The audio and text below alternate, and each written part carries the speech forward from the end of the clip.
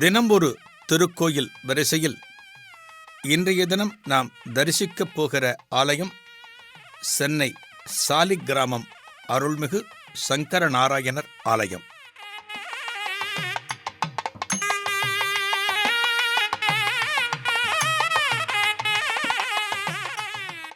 வாழ்க்கையில் நற்பண்புகள் கொண்டிருக்க வேண்டும். நற்செயல்களையே புரிய வேண்டும். நற்பண்புகளையும் நற்செயல்களையும் எங்கிருந்து கற்றுக்கொள்ள வேண்டும்? இவற்றையெல்லாம் யார் நமக்கு சொல்லிக் கொடுப்பார்கள்? தெய்வங்களிடம் இருந்தும் மகான்களிடம் இருந்தும் தான்.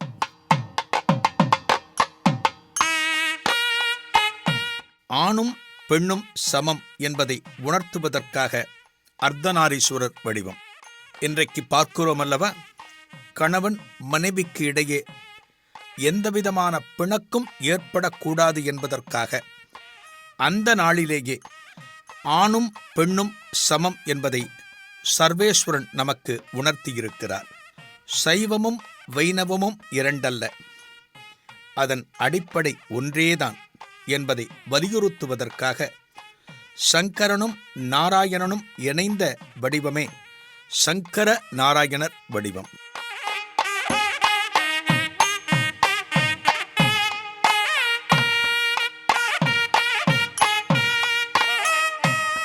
நெல்லை அருகே சங்கர நாராயணர் கோயில் திருத்தலத்தில் இந்த சங்கர நாராயணர் திருமேனிக்கான தனி ஆலயமே அமைந்துள்ளது. அதைப் போலவே அற்புதமான ஒரு சங்கர நாராயணர் ஆலயம் சென்னையில் சாலிக்கிராமத்தில் அமைந்துள்ளது. சென்னை வடபழனியை அடுத்து அமைந்துள்ளது சாலிக்கிராமம். இங்கே தேவராஜ் நகரில் காணப்படுகிறது இந்த அற்புதமான ஆலயம்.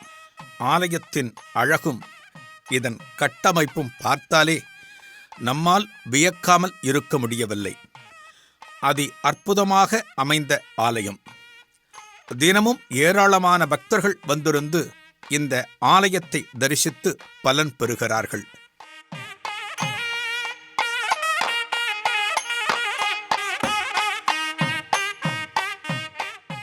சங்கர நாராயணர் ஆலயம் என்பதற்காக இந்த ஆலய ராஜகோபுரத்தை பார்த்தாலே தெரிகிறது. சைவத்திற்கு உண்டான சின்னங்களும் காணப்படுகின்றன, வைணவத்திற்கு உண்டான சின்னங்களும் காணப்படுகின்றன. 1984 ஆண்டு விநாயகருடன் துவக்கப்பட்ட இந்த ஆலயத்திலே இன்றைக்கு எண்ணற்ற திருச்சந்நிதிகள். 1995 ஆண்டு இந்த ஆலயத்திலே சங்கர நாராயணர் திருவடிவம் பிரதிஷ்டை ஆனது.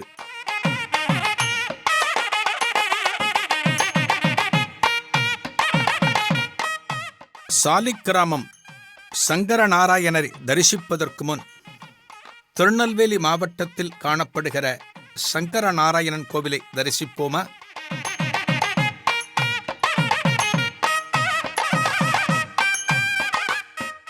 திருநெல்வேலி மாவட்டத்தில் பிறந்து வளர்ந்த பெண்களுக்கு எந்த பெயர் அதிகம் வைக்கப்பட்டிருக்கிறது என்று பட்டியல் எடுத்தால் அதில் கோமதிதான் அதிகம் என்கிறது ஒரு புள்ளி விவரம். அதற்கு அடுத்து காந்திமதி. கோமதி சங்கரன் கோவிலில் அருளும் அன்னை. காந்திமதி திருநெல்வேலியில் அருளும் அன்னை. அன்னையின் பெயரை அனுதினமும் உச்சரித்துக் கொண்டிருக்க வேண்டும் என்பதற்காக தங்கள் மகள்களை கூப்பிடும் சாக்கில் அங்குள்ளவர்கள் நித்தமும் புண்ணியம் தேடிக்கொண்டிருக்கிறார்கள். திருநெல்வேலிக்கு அருகே அமைந்துள்ளது சங்கரன் கோவில். திருநெல்வேலியிலிருந்து சுமார் 56 கிலோமீட்டர், ராஜபாளையத்திலிருந்து சுமார் 30 கிலோமீட்டர். சங்கரன் என்றால் சிவன், நாராயணன் என்றால் பெருமாள். அரியும் சிவனும் ஒன்று என்பதை உலகத்தோருக்கு உணர்த்துவதற்காக புராண காலத்தில் ஏற்பட்ட ஒரு திருவடிவே சங்கர நாராயணர் திருக்கோலம். ஆனால் இதெல்லாம் புரியாமல் கடவுள்களின் பெயரைச் சொல்லியும் ஜாதியின் பெயரைச் சொல்லியும் இன்றைக்கு நாம் அடித்துக் கொண்டிருக்கிறோம். சங்கர நாராயணர் என்கிற திருவடிவம் சங்கரன் கோவிலில் குடிகொண்டிருப்பதற்கு காரணமே கோமதி அன்னையின் தவமே.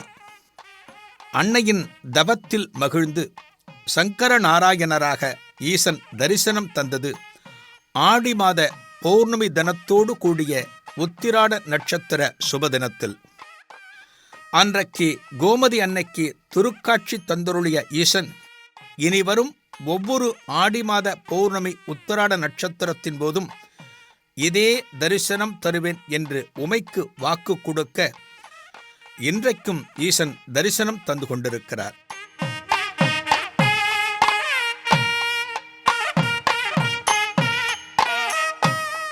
சங்கர நாராயணர் வரவுக்காக அன்னை தவம் இருந்த நிகழ்வே ஆடித் தபசு என்று போற்றப்படுகிறது. எல்லாம் வல்ல சிவபெருமான் தம் உடலின் வாமபாகத்தை, அதாவது இடப்பாகத்தை உமைக்கு கொடுத்து காட்சியளித்தது அர்த்தநாரீஸ்வரர் வடிவம். இதை திருச்செங்கோட்டில் தரிசிக்கலாம். ஈசன் தன் உடலில் அதே வாமபாகத்தை மகாவிஷ்ணுவுக்கு கொடுத்து சங்கர நாராயணராக திருக்காட்சி தந்தருளியது சங்கரன் கோவில் திருத்தலம்.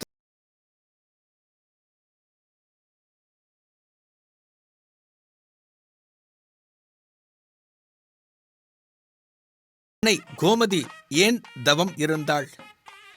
ஏன் இந்த சங்கர நாராயணர் திருக்காட்சி அவளுக்கு கிடைத்தது? இந்த தலபுராணத்தை நாம் தெரிந்து கொள்வதும் அவசியம். சங்கன், பதுமன் என்னும் இரு நாக அரசர்கள் வாழ்ந்து வந்தனர். அந்த காலத்திலே சிவபெருமானை வணங்கி வந்தவர் சங்கன், பெருமாளை வணங்கி வந்தவர் பதுமன். ஒரு நாள் இருவருக்கும் வாக்குவாதம். சிவன் பெரியவரா, பெருமாள் பெரியவரா? சிவபெருமானே உயர்ந்தவர் என்று சங்கன் வாதிட, அதை மறுத்து பெருமாளே உயர்ந்தவர் என்று பதுமன் வாதிட ஒரு தீர்வும் எட்டப்படவில்லை.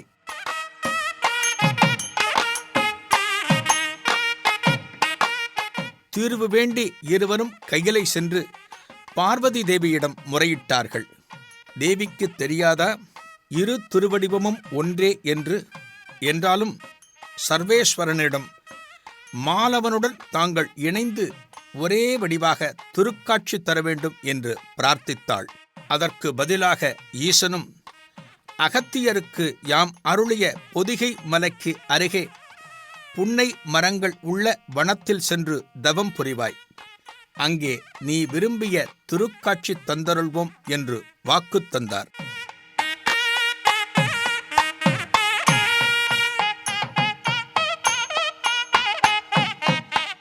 தான் கேட்டுக்கொண்டபடி மகேசனும் மாலவனும் இணைந்த திருக்காட்சி கிடைத்துவிட்டால் சங்கனுக்கும் பதுமனுக்கும் மட்டுமல்ல, அரியும் சிவனும் ஒன்று என்பதை இந்த பூலோகத்துக்கே சொல்லலாம் என்று நினைத்து பொதிகை மலைப்பக்கம் புன்னை மரங்கள் அடர்ந்த வனத்துக்கு வந்தாள் பார்வதி தேவி. இதுவே இன்றைய சங்கரன் கோவில். இந்த ஆலயத்தின் தலவிருட்சம் புன்னை மரம்.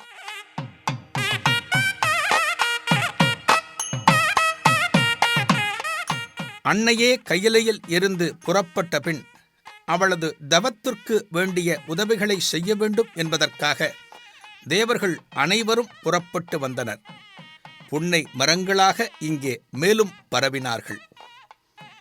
அன்னையின் பூலோக தவத்துக்கு உதவுவதற்காக தேவலோக மங்கையர் அனைவரும் பசுக்களாக வந்தனர்.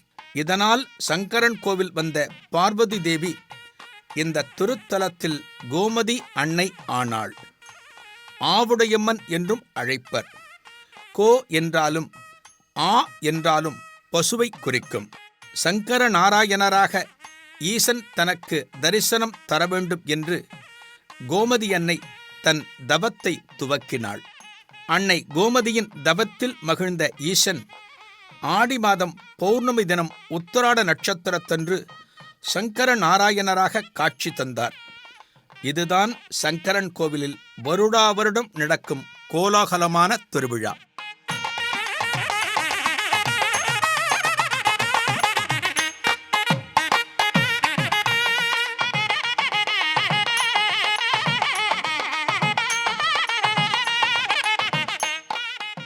ஏற்கனவே தேவி இங்கே குடியமர்ந்துள்ளாள். தேவர்கள், தேவலோக மங்கையர் அனைவரும் இங்கேதான் வாசம் செய்கிறார்கள். தற்போது இறைவனும் இங்கே வந்தாகிவிட்டது. எனவே சங்கரன் கோவிலை பூலோக கையிலாயம் என்று புராணம் போற்றுகிறது. சிவ வடிவத்தில் தான் குடிகொண்டிருக்கும் இடப்பாகத்தில், அதாவது அர்த்தநாரி, தன் மூத்த சகோதரனான மகாவிஷ்ணுவுக்கும் இடம் கேட்டு பார்வதி தேவி ஆகப்பட்டவள் பெற்றது இன்றைய காலத்தில் வேறு கோணத்திலும் உற்று நோக்கத்தக்கது.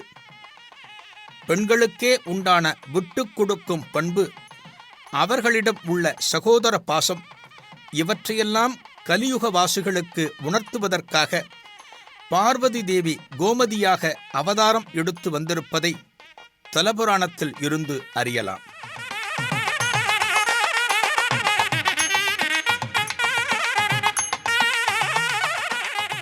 சங்கர நாராயணர் தரிசனம் கிடைக்கப் பெற்ற பின் மீண்டும் பழைய திருக்கோலத்தில் தரிசனம் தர வேண்டும் என்று கோமதி அன்னை பிரார்த்திக்க, சிவலிங்க வடிவில் புன்னை வனத்தில் எழுந்தருளி திருக்காட்சி தந்தாராம் இறைவன்.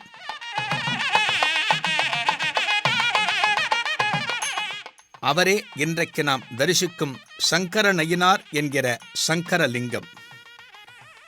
தற்போது நாம் தரிசிக்கிற சாலிக்கிராமம் சங்கர நாராயணர் ஆலயத்திலும் சங்கர நாராயணருக்கு கீழே சங்கரலிங்கம் என்கிற லிங்க திருமேனியையும் காணலாம்.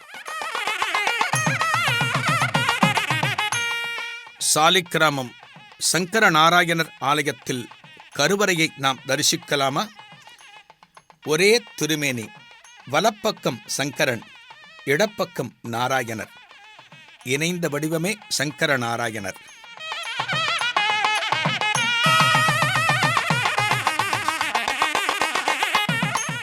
சிவனாக காட்சி தரும் வலப்பக்கம் சிவப்பு, இடப்பக்கம் சியாமளம். வலப்பக்கம் கங்கை, சந்திரன், ஜடாமுடி, அக்னி. இடப்பக்கம் நவமணி கிரீடம், மாணிக்க மகுடம்.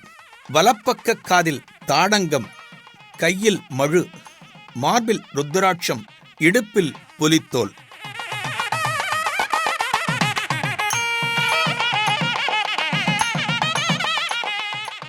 பெருமாள் பாகமான இடப்பக்க காதில் மாணிக்க குண்டலம், கையில் சங்கு, மார்பில் துளசிமணி மாலை, இடுப்பில் பீதாம்பரம் என பெருமாள்.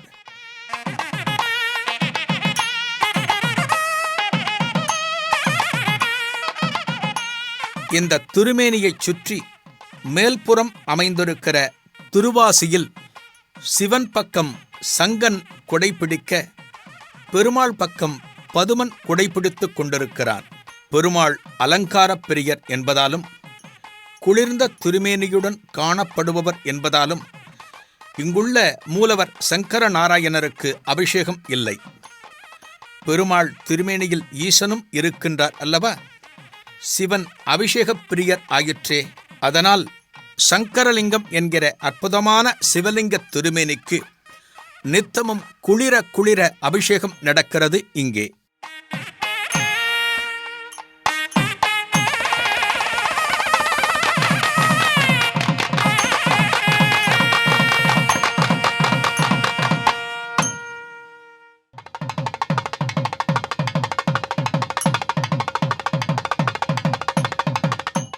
சென்னை சாலிக்கிராமம் அருள்மிகு சங்கர நாராயணர் ஆலயம். சங்கர நாராயணர் உற்சவர் திருமேனிக்கு சிவராத்திரி மற்றும் ஏகாதசிகளில் அபிஷேகம் சிறப்பு வழிபாடு உண்டு. காலை பூஜை முடிந்ததும் சங்கர நாராயணர் சன்னதியில் துளசி தீர்த்தம் பிரசாதம், அதன் பிறகு விபூதி மட்டுமே பிரசாதம். பக்தர்கள் கொண்டு வரும் வில்வ மாலைகள், துளசி மாலைகள் அணிவிக்கப்படுகின்றன.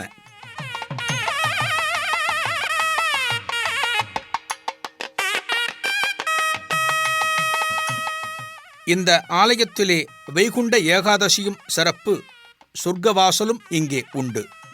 கோமதி அன்னைக்கு ஈசன் சங்கர நாராயணராக காட்சி கொடுத்த அதே தினத்தில் ஒவ்வொரு வருடமும் திருக்காட்சி தந்து வரும் வைபவமே ஆடித் தபசு உற்சவம். இந்த ஆலயத்திலும் ஆடித்தபசு உற்சவம் வெகு சிறப்பு. ஆடித்தபசு என்கிற இந்த திருவிழாவில் கோமதி அன்னை ஆகப்பட்டவள் வலக்கால் மடித்து அமர்ந்த நிலையில் தவம் செய்யும் காட்சியை தரிசிப்பதே. ஆடித்தபசு என்கிற இந்த திருவிழாவில் கோமதி அன்னை ஆகப்பட்டவள் வலக்கால் மடித்து அமர்ந்த நிலையில் தவம் செய்யும் காட்சியை தரிசிப்பதே. அன்னையின் தவத்தில் மகிழ்ந்த ஈசன் சங்கர நாராயணராக தரிசனம் தருவது அதைவிட சிறப்பு. ஆடித்தபசு உற்சவ காலத்தில் திரளான பக்தர்கள் ஆலயத்திற்கு வந்திருந்து சிவன் மற்றும் பெருமாளின் அருளை பெறுகிறார்கள். ஆலயத்தின் பிரதான வாயிலை கடந்து உள்ளே சென்றால் கொடிமரம். இந்த ஆலயத்திலே மகாகணபதி, வள்ளி தெய்வானை சமேத சுப்பிரமணியர், ஐயப்பன், ஆஞ்சநேயர், தட்சிணாமூர்த்தி, இந்த ஆலயத்திலே நவக்கிரகங்கள் தத்தம் தேவியருடன் காட்சி தருவது சிறப்பு. குடும்பத்திலே ஒற்றுமையை வலியுறுத்துவதற்காகவும் கணவன் மனைவியர் இடையே அந்யோன்யம் மேலோங்குவதற்காகவும் இத்தகைய சந்நிதியானது ஆலயத்தில் அமைந்துள்ளது. உஷா தேவியுடன் சூரிய பகவான், ரோகிணி தேவியுடன் சந்திர பகவான், சக்தி தேவியுடன் செவ்வாய் பகவான், ஞான தேவியுடன் புத பகவான், தாரா தேவியுடன் வியாழ பகவான், சுகீர்த்தி தேவியுடன் சுக்கிர பகவான், நீலா தேவியுடன் சனி பகவான், சிம்ஹி தேவியுடன் ராகு பகவான், சித்ரலேகாவுடன் கேது பகவான் என நவக்கிரகங்கள் தத்தம் தேவியருடன் இங்கே காட்சி தருகின்றனர். சனிக்கிழமை தினத்தில் இந்த நவக்கிரகங்களுக்கு சிறப்பு வழிபாடு செய்வதற்காக திரளான பக்தர்கள் வருகின்றனர்.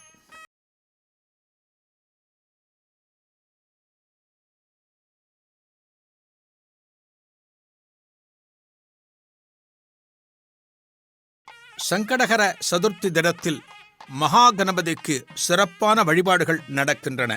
கிருத்திகை தினத்தன்றும் ஷஷ்டி தினத்தன்றும் முருகப்பெருமானுக்கு சிறப்பு அபிஷேகங்கள் நடைபெறுகின்றன. இந்த ஆலயத்திலே கந்தசஷ்டி 6 நாள் உற்சவம் வெகு சிறப்பாக கொண்டாடப்பட்டு சூரசம்ஹாரமும் நடைபெறுகிறது.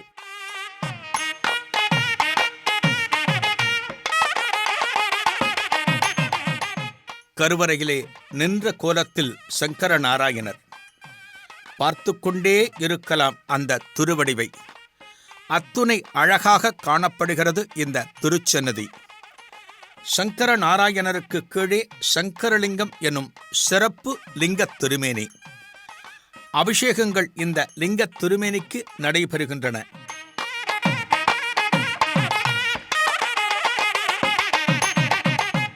இந்த ஆலயத்திலே அருள் புரிகிற அன்னை கோமதி அற்புதமான திருமேனி.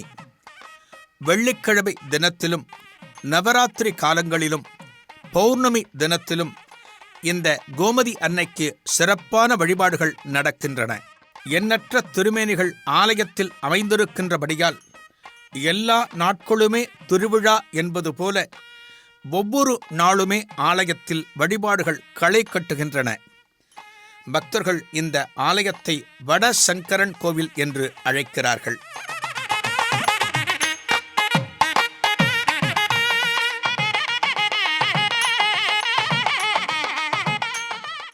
சங்கரன் கோவிலைப் போலவே சாலிக்கிராமம் சங்கர நாராயணர் ஆலயத்திலும் ஆடித்தபசு உற்சவம் வெகு சிறப்பாக நடைபெறுகிறது.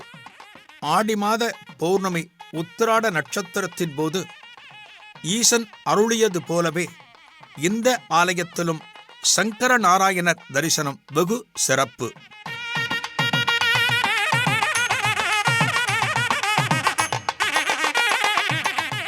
அந்த திருவிழாவில் தவத்தில் இருக்கும் கோமதி அன்னைக்கு எதிரே நிலை கொள்வார் சங்கர நாராயணர். அதன்பின் கோமதி அன்னை புறப்பட்டு சங்கர நாராயணரை 3 முறை வலம் வருவாள். அதன் பிறகு இருவருக்கும் 3 முறை பரிவட்டம் பரிமாறப்படும். இது பூர்த்தியான பின் கோமதியின் தவத்துக்கு மகிழ்ந்து ஈசன் சங்கர நாராயணராக திருக்காட்சி தரும் வைபவம் நடக்கும்.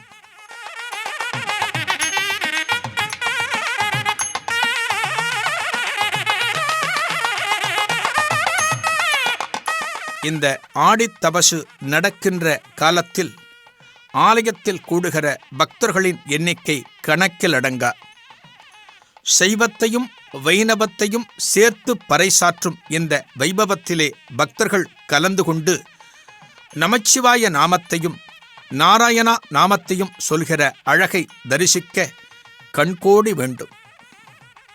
எங்கெல்லாம் புராணச் சிறப்பு பெற்ற ஆலயங்கள் காணப்படுகின்றனவோ அதுபோலவே ஓர் ஆலயத்தை இன்னொரு ஊரில் கட்டுவது வாடிக்கையாக இருக்கிறது.